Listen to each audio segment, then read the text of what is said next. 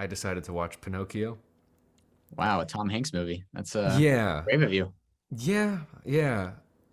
Full disclosure, I am not a Tom Hanks fan, even remotely. If you don't know that by now, he was not the most objectionable part of this movie. You know, he did a good job um, embodying Geppetto and doing a little bit of extra storytelling when it comes to like the death of his son. I thought that was pretty good. He does not have a real Italian accent, which is heavily contrasted against a character who bursts in through the door with a real over the top Italian accent. Um, so that was a little annoying. But the thing is, bottom line, they did this shot for shot, for the most part, recreation of the animated movie. And they took out some of the best songs. They, as hard as they tried to make some things look exactly like the movie, they went a completely different direction with the Blue Fairy. Beautiful singer, beautiful voice, but it does sort of make you wonder, like, what is the mission here? Are you trying to do everything shot for shot, or are you trying to rewrite things and make it totally different? And then they've added characters who, were never in Pinocchio, songs that were never in Pinocchio, lessons that were never in Pinocchio. It's weird. And as I mentioned before, some of the pop culture references like Chris Pine really are going to date this within a couple of years. I wasn't I wasn't repulsed because Pinocchio is a great story. And it's something, it's about self-actualization.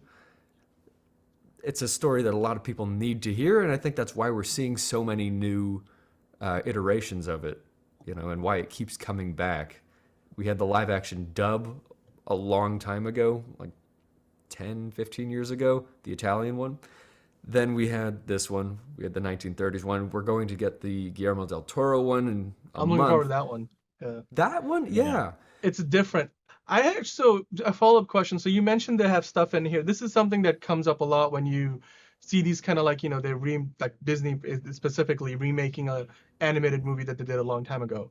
Usually Yeah. they try to like, stick to like, for example, the original soundtrack, and then maybe do re-recordings with new artists and whatever. But so the question that I had, and you hinted at it, when a lot of times people are like stick to the original, make it a shot for shot remake, but then sometimes when that happens, people then argue, well, they did the shot for shot remake, but why bother if the original is already there? Shouldn't they be like Yeah. innovating on building on top of the original? So like obviously, I mean, I'm trying to add the question I'm trying to ask is it should movie filmmakers try to uh, achieve a balance between those two things, or go one way or the other? And then how does that apply to this movie? Did they try to balance those things I out, was like thinking adding about new on this. top I of the was old? thinking about this through the Yeah. movie. And, you know, this whole thing felt a lot more like a Disneyland exhibit, like one of the storybook rides, And Tom Hanks and all of the characters, they don't come across as the cartoon characters. They come across more as the performers you would see at Disneyland. And the sets look so much like the animated sets that it sort of feels more like Disneyland. And so it's not really about, I don't think there's any value to shot for shot remakes at all. I don't think these accomplish anything. This is, I think, what this could be in our world. The place for this is for something like the VR Disneyland, or VR exhibits at Disneyland, where you can really explore all of the elements of Pinocchio, where you could interact with Pinocchio in 3D and see all of the sets. But this, all of the charm of that, this is like Kingdom Hearts. That's what it was exciting about that game. You could walk around in the world and you get some more depth in this, but they don't really add anything to the story. In So fact, a another lot of what they did took away from the story. now the other follow-up question to that would be, they ended up, it seems like, going with the Pinocchio character being almost entirely animated. I don't know if there was any live action puppetry involved at all. So, and this is something that's been a trend with Disney live action remakes. Like The Lion King was basically an animated movie, but it was made to look like it was a live action, like so real. So I'm like, what is the utility of doing a live action remake if you're not going to maximize the tools of a live action film and you're just going to like make something that's more or less at least half, if not the majority of it is animated anyway. Like this is a trend and Well, I you know don't see what? the utility. It's the same thing as like building on top of the original. But like Yeah. here, if you're gonna animate it anyway, and it's 3D animation versus the 2D animation, why not then just make it like a Pixar movie? Like, why make it live Yeah. action at all? I mean, it was some of the visual effects were pretty, especially like when the blue fairy comes through the window and it's like there's just magic, you know, concentrated Disney magic in beams. Like that looked pretty cool. Um, and so there's even honestly some of the set design in this, and like there's a wall of cuckoo clocks, and they really enjoyed putting Disney cameos in the cuckoo clocks in that scene, and like a lot just went into that. Um, but this is the culture we're in. It's cameos and Easter eggs, and that's pretty much all this added. And Pinocchio as a story about, you know, finding out who you are and having a conscience and living a moral life, and like all of that sort of goes out the window. And it's like, yeah, we talked about, Keegan-Michael Key is the fox. Oh, is he really? He is, and Joseph Gordon-Levitt is Jiminy Cricket.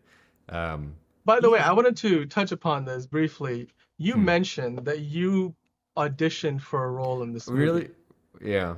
I'm gonna bring it up because I think it's I don't know I don't think it taints or your review in any sense of speaking, but Unless tell there's us bitterness. how close were you to getting a role in this film? I don't think I was that close. I audition for things constantly, and when it's a Disney remake like this, almost always they are going to go with a celebrity to do the voice, which they ended up doing um, for every character. I got the audition sometime in 2020 for Jiminy Cricket, and yeah, I went about it trying to do a sound alike, a perfect sound alike to the original. And the original guy was the original singer of When You Wish Upon a Star. I ended up singing it in his style of singing. I know I did a good job. Like, I still have the auditions somewhere. And now watching the movie, I was, Joseph Gordon-Levitt, it just sort of ended up turning into a lot of falsetto with like a southern accent. And Jiminy Cricket he didn't have a southern accent. He had a transatlantic, uh, you know, proper speaking voice of the 1940s. But I don't know. The character was there. I just, you know, So I'm I guessing you tried not to didn't think about it. feel particularly slighted considering the end product as a whole wasn't all that enjoyable. It wasn't unenjoyable. I like Pinocchio is always a good story. It's always a good movie. I just, in fact, I even watching it, I was like, yeah, I feel good after this. I still enjoyed it.